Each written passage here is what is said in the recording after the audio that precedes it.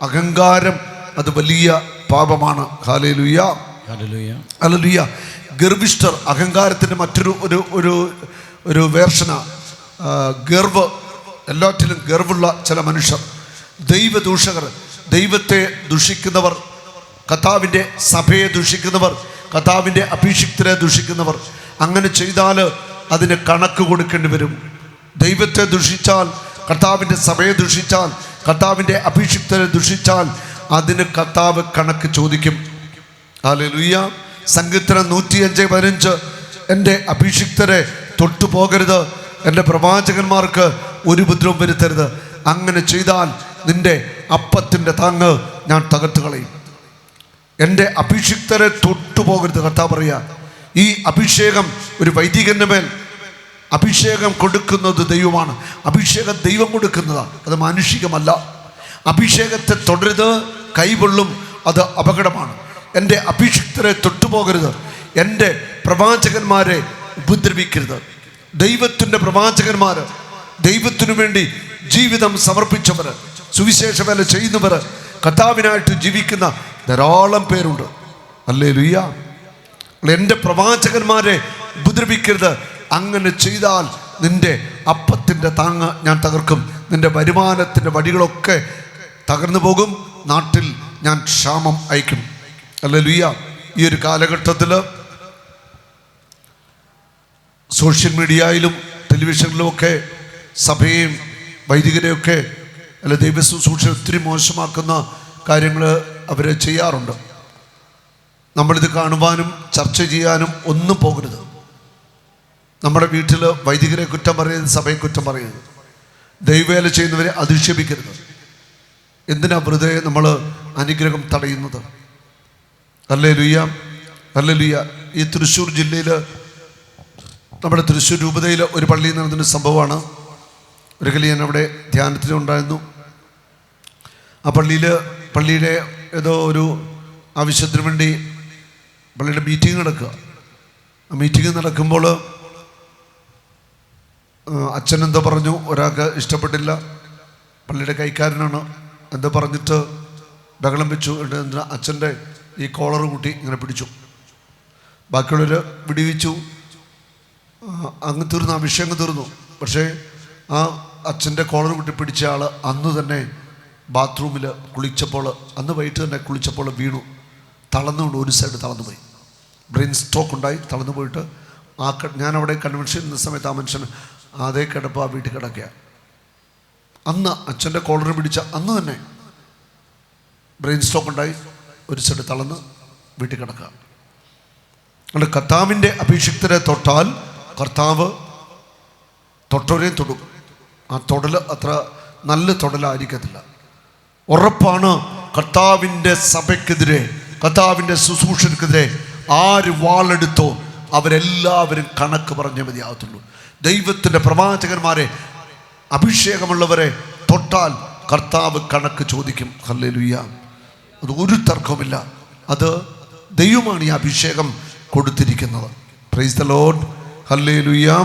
യേശുവേ നന്ദി, യേശുവേ സ്തുതി. കഴിഞ്ഞ വർഷം എറണാകുളത്ത് ഒരു പള്ളിയിൽ നമ്മുടെ ധ്യാനം നടക്കുകയാണ്. അവിടെ ധ്യാനം നടക്കുമ്പോൾ അവിടുത്തെ അച്ഛൻ എന്നോട് പറഞ്ഞൊരു അനുഭവമാണ്. അച്ഛൻ അതിന് മുമ്പിരുന്ന പള്ളിയിൽ ഒരു വിഷയമുണ്ടായിട്ട് പള്ളി 3 മാസം അടച്ചിട്ടു. ചെറിയ കാര്യമാണ്.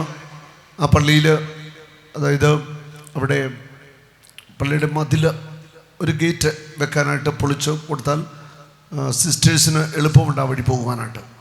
ആ സിസ്റ്റേഴ്സ് അച്ഛനോട് ചോദിച്ചപ്പോൾ അച്ഛൻ പറഞ്ഞു, ഞാൻ അനുവദിക്കത്തില്ല, പിതാവ് അനുവദിച്ചാൽ ചെയ്തോളാൻ പറഞ്ഞു. അപ്പോൾ അവരിന്ന് പിതാവിനെ കണ്ടു. പിതാവ് അനുവദിച്ചു ഗേറ്റ് വെക്കാനായിട്ട്. അവിടെ മതിൽ വിളിച്ചു. ഗേറ്റിന് വേണ്ടി ആരംഭിച്ചപ്പോൾ പള്ളിയിലുള്ള കുറേ ആളുകൾ വന്ന് കൂടിയിട്ട് അവർ കൂട്ടമണിയടിച്ചു. ജനം വന്നു കൂടി. 5-6 പേര് മുന്നിൽ നിന്ന് ഇതിനെ തടഞ്ഞു. ഗേറ്റ് വെക്കാൻ സമ്മതിച്ചില്ല. അത് ഭയങ്കര വിഷയമായി. അവിടത്തേക്കും ബഹളമായപ്പോൾ അച്ഛൻ വിവരം അറിയിച്ചു. BG അവിടെ നിന്ന് രൂപതയിൽ നിന്ന് വന്നു. അപ്പോഴത്തേക്കും ഒരാളിങ്ങനെ മണിയടിച്ചപ്പോൾ അച്ഛൻ പറഞ്ഞ് ചെയ്യരുതെന്ന് പറഞ്ഞു. ഉടനെ ആ ജനക്കൂട്ടത്തിന് ഒരാൾ വിളിച്ചു, അത് കാശ് കൊടുത്ത് ഞാൻ മേടിച്ച മണിയാണ്, നീ അടിച്ചോളാൻ പറഞ്ഞു. അവൻ വീണ്ടും അടിച്ചു. അടുത്ത നിമിഷം വലിയ മണിയാന്ന് പറഞ്ഞ് പൊട്ടി താഴെ വീണു. ആ നിമിഷം തന്നെ മണി പൊട്ടി താഴെ വീണു. പിന്നെ എല്ലാം വിഷയമായി. എന്തുമാവട്ടെ, പള്ളി അടച്ചുപൂട്ടി. അച്ഛന് എന്നോട് പറഞ്ഞു, അച്ഛൻ അവിടുന്ന് രൂപതയിലേക്ക് പോയി 3 മാസക്കാലം പള്ളി അടഞ്ഞു കിടന്നു. ഇനി സംഭവിച്ചത് അച്ഛൻ പറയുകയാണ്, ആ ഗേറ്റ് വെക്കാൻ തടഞ്ഞ വ്യക്തികൾ 6ഓളം പേരുണ്ട്. അവർ എല്ലാവരിട്ട് പണി കിട്ടി. അതിൻ്റെ പിറ്റേ ദിവസം തന്നെ ഒരു ചെറുപ്പക്കാരൻ ബാത്റൂമിൽ തെന്നി വീണ് ഇവിടെ അടിച്ചു വീണിട്ട് സംഭവം കിടന്ന കിടപ്പിൽ വെന്റിലേറ്ററിൽ ആശുപത്രിയിൽ. ഒരാൾ സ്കൂട്ടറിൽ പോയ വഴി വണ്ടി ഇടിച്ചു ആശുപത്രിയിൽ. 6 പേരും തീർന്നു. ഒരുത്തിന് സ്റ്റോക്ക് ഉണ്ടായി. അങ്ങനെ മൊത്തം എണ്ണത്തിനും ആശുപത്രിയിലായി. അച്ഛൻ പറഞ്ഞു, ഒരു ദിവസം രാവിലെ ഇതാ അച്ഛൻ്റെ ഫോണിൽ ഒരു സ്ത്രീ നിലവിളിക്കുക, ഭർത്താവിനെന്തോ പെട്ടെന്ന് ഉണ്ടായിട്ട് പ്രയാസം ഉണ്ടായിട്ട് ആശുപത്രിയിലാണ്, അച്ഛൻ ക്ഷമിക്കണം, കാരണം മുന്നേ നിന്ന പാർട്ടിയാണ്. അപ്പോൾ സഭയ്ക്കെതിരെ അല്ലെങ്കിൽ ദൈവത്തിൻ്റെ ആ കാര്യങ്ങൾക്കെതിരെ നിന്നാൽ ഇത് പ്രശ്നമാണ്. അച്ഛൻ പറയുകയാണ്, ആ എല്ലാ കുടുംബങ്ങളും നരകമായി എന്ന് പറഞ്ഞു. എല്ലാവർക്കും വിഷയമായി. അതിന് മുന്ന് അവസാനം എല്ലാവരും ക്ഷമ ചോദിച്ചു. ഒരു 3 മാസം കഴിഞ്ഞിട്ട് വേറെ അച്ഛൻ വന്ന് പള്ളി തുറന്നു. ഇപ്പം പള്ളിയിൽ കുർബാനയും കാര്യമൊക്കെ നടക്കുന്നുണ്ട്.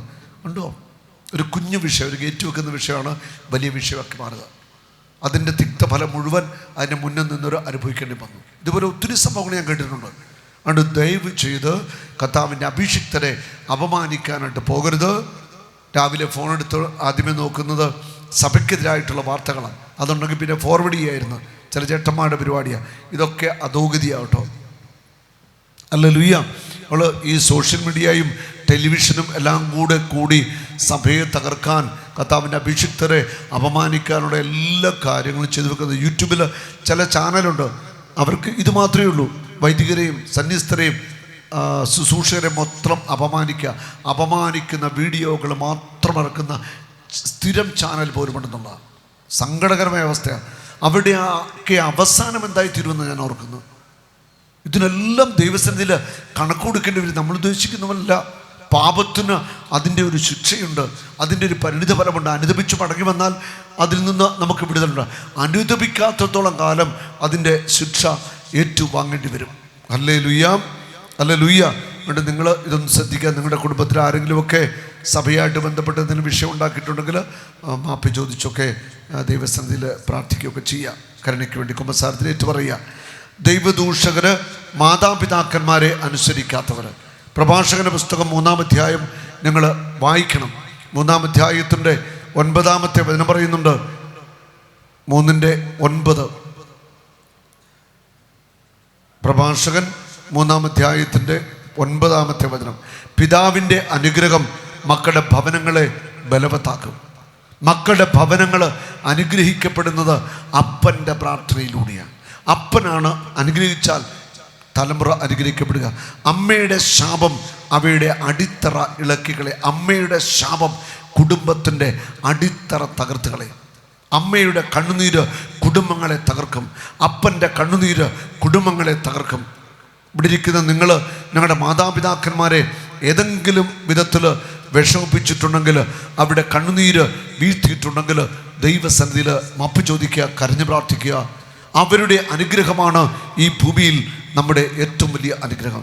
നമ്മുടെ അപ്പനും അമ്മയൊക്കെ ആത്മാർത്ഥമായിട്ട് നമ്മളെ അനുഗ്രഹിച്ചിട്ടുണ്ടെങ്കിൽ എല്ലാ അനുഗ്രഹങ്ങളും നന്മകളും നമ്മുടെ ജീവിതത്തിലേക്ക് കടന്നു വന്നുകൊണ്ടിരിക്കും.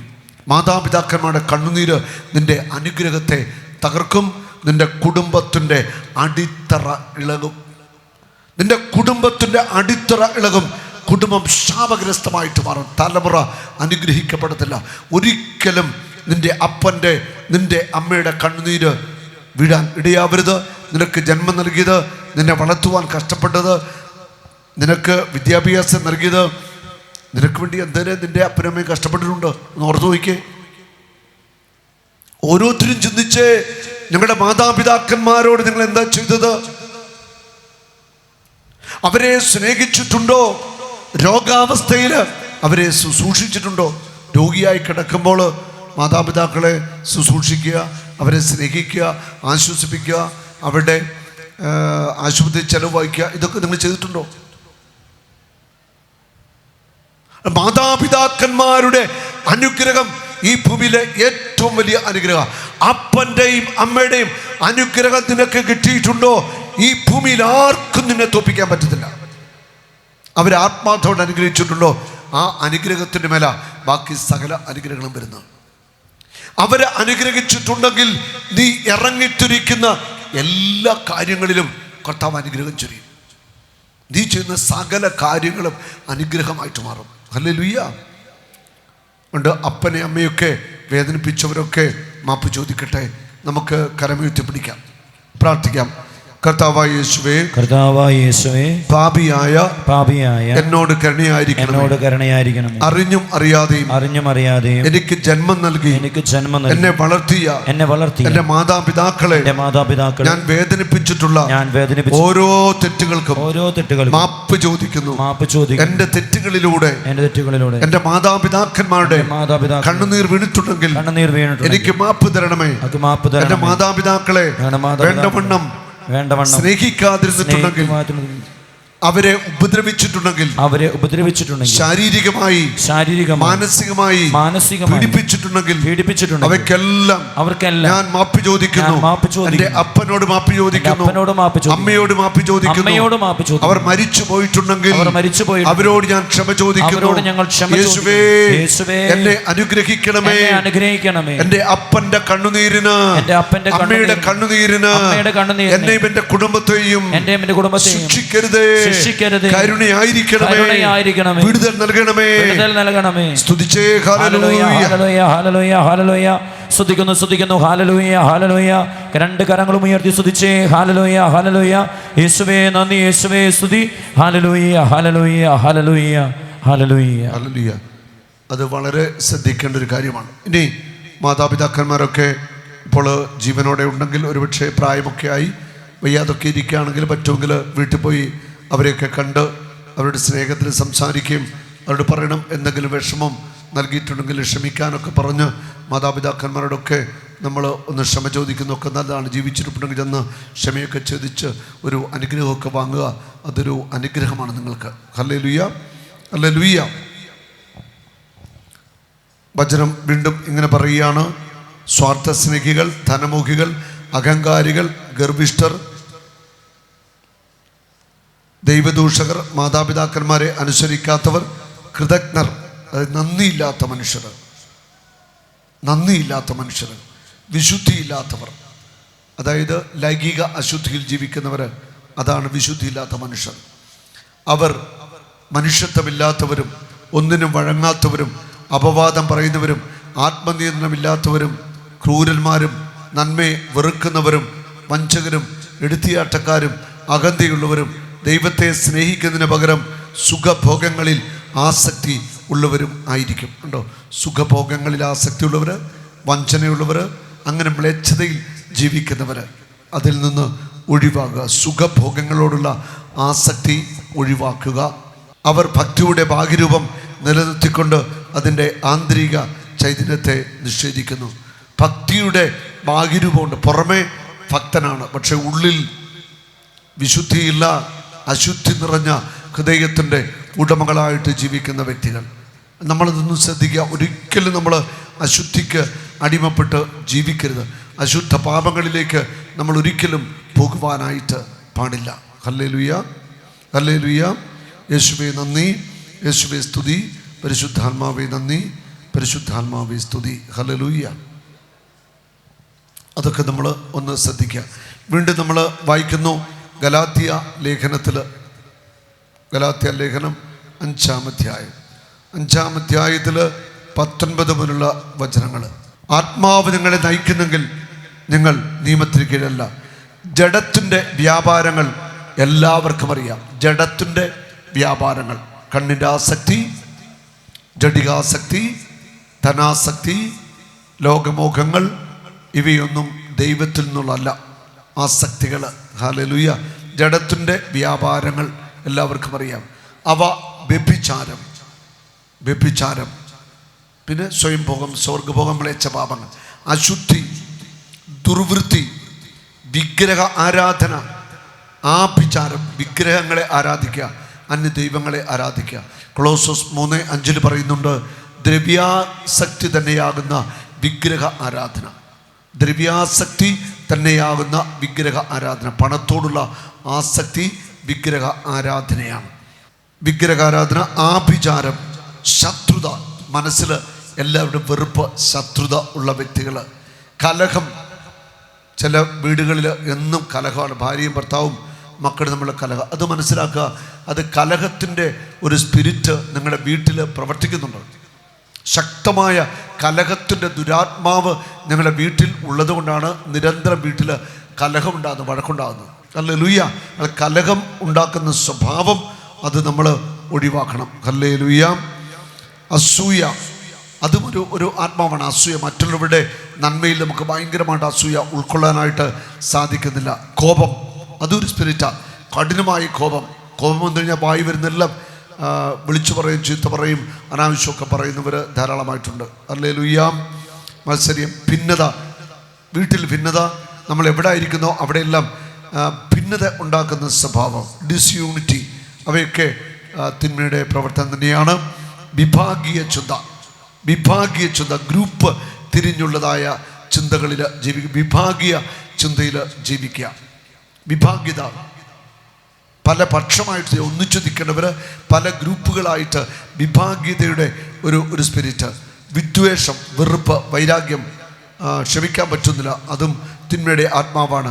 മദ്യപാനം, മധുരോത്സവം, ഇവയും ഈദൃശ്യമായ മറ്റു പ്രവൃത്തികളുമാണ്. ഇത്തരം പ്രവൃത്തികളിൽ ഏർപ്പെടുന്നവർ ദൈവരാജ്യം അവകാശപ്പെടുത്തുകയില്ല. മുമ്പ് ഞാൻ നിങ്ങളോട് നൽകിയ താക്കീത് ഇപ്പോഴും ആവർത്തിക്കുന്നു. ഹല്ലേലൂയ.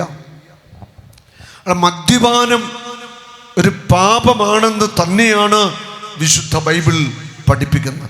64 തവണ മദ്യപാനത്തെക്കുറിച്ച് വിശുദ്ധ ബൈബിളിൽ പറഞ്ഞിട്ടുണ്ട്. മദ്യപാനം പാടില്ല എന്ന്. യെശയ്യാ പ്രവാചകന്റെ പുസ്തകത്തിൽ നാം വായിക്കുന്ന ഒരു തിരുവചനം, യെശയ്യാ പ്രവാചകന്റെ പുസ്തകം 22-ാമത്തെ അധ്യായം 13-14 വചനങ്ങൾ. എന്നാൽ അവിടെ ആഹ്ലാദ തിമിർപ്പ് കാളകളെയും ആടുകളെയും കൊല്ലുന്നു. എല്ലായിടത്തും ഭയങ്കര സന്തോഷമാണ്, ആഹ്ലാദമാണ്. കാളെ കൊല്ലുന്നു, ആടിനെ കൊല്ലുന്നു. അവിടെ ഇറച്ചുതീറ്റിയും വീഞ്ഞുകുടിയും, ആഘോഷ, ഇറച്ചുതീറ്റി വീഞ്ഞുകുടി, മദ്യപാനമാണ്. നമുക്ക് തിന്നുകുടിച്ച് മതിക്കാം, നാളെ നമ്മൾ മരിക്കും എന്ന് അവർ പറയുന്നു. അവർ പറയുക, ഈ ലോക ജീവിതം സുഖിക്കാനുള്ളതാണ്, അത് തിന്നുകുടിച്ച് മതിച്ച് സുഖിച്ച് ജീവിക്കണം. സൈന്യങ്ങളുടെ കർത്താവ് എൻ്റെ കാതിന് മന്ത്രിച്ചു, നീ മരിക്കുന്നത് വരെ ഈ അകൃത്യം ക്ഷമിക്കപ്പെടത്തില്ല. ഈ അകൃത്യം കുടിച്ചു മതിച്ച് സുഖിച്ച് ജീവിക്കുക, ഈ അകൃത്യം കർത്താവ് ക്ഷമിക്കത്തില്ല. ഇത് വലിയ പാപമാണെന്ന് യെശയ്യായുടെ പുസ്തകത്തിൽ നമ്മെ ഓർപ്പിക്കുകയാണ്. അങ്ങനെ മദ്യപിക്കുന്നവർ ആരെങ്കിലുമൊക്കെ ഉണ്ടെങ്കിൽ അത് ഒഴിവാക്കുക. നിങ്ങളുടെ കുടുംബങ്ങളിലോ ഒക്കെ ഉണ്ടെങ്കിൽ ഒഴിവാക്കുക. ഒരു നാളും നീ അനാഥനല്ല, ഒരു നാളും നീ അന്യനല്ല, ഒരു നാളും നീ അനാഥനല്ല.